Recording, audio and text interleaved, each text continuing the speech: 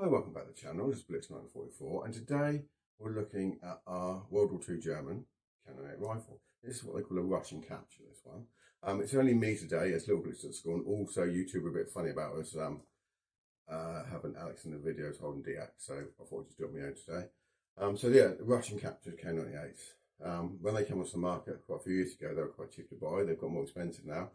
They used to be about 150 to 200 pounds. Now they're probably close to 600 pounds for a Russian capture one. I mean, we don't, as I live in the UK, we get a lot of the our veterans weren't allowed to bring rifles back in that, you see. So we don't get bring back K98s. They're all like matching numbers still from the factory, you know, like they were taken off a German soldier, obviously then shipped back. We don't get that. Really, all our K98s would be surplus ones from whichever country used them. So for us, I don't mind having a Russian capture. I know a lot of people sort of like shun them because they are basically, when they're Russian capture, what the Russians done is obviously at the end of the war when they captured, God knows how many K98s, but quite a few. They basically stripped them down to the component parts and then obviously refitted them all and put them in storage in case of another war, obviously. So this one's not too bad. We've actually changed the stock on this one. I actually got an earlier stock because this one is actually dated 1939, this rifle, and it came with the later stock, with the laminated stock, basically, with the with the back plate's quite a bit bigger. This is just a flat one here. You get like a cut type as well, yeah, that's what's on there. So I changed it to the earlier one. It doesn't matter any because it's already been messed about anyway, so it's not like, you know, it's how it was out of the factory. Our nice one on this, our barrel and receiver are both matching numbers, which is quite nice, and they're not forced matching numbers. I mean, with a lot of the Russian stuff, they'll like do this little etching on it to try and match it all up. So they're both matching, the bolt's not. Yours a trigger housing, but it's not too bad. As an example of Russian capture, it's quite a nice one. Like I said, it's the earlier one that doesn't have the groove for the sight hood. Yeah, well, let me see if we can see this. I'm on my own today, so hopefully you can see that because Alex not behind the camera telling me what to do.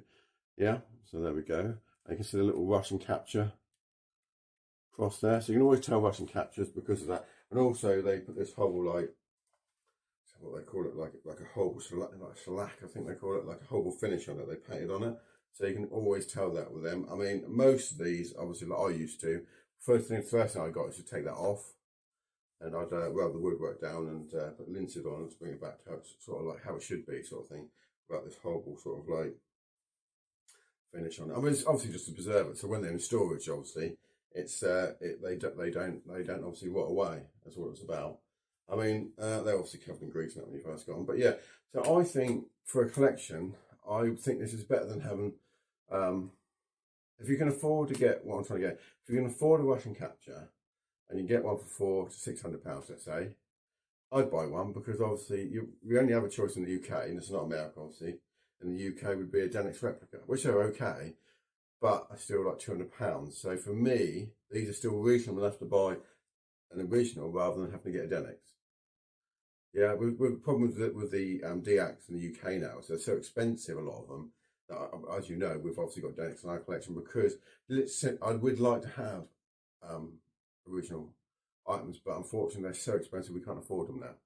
So yeah, so I mean, I think these are viable. I think these are a good option. Yeah, I would say these are good. I mean, obviously it's still cocked, but it doesn't cock. So the bolt comes back, I should say, because this is a modern EU Deact. I should say that to start with.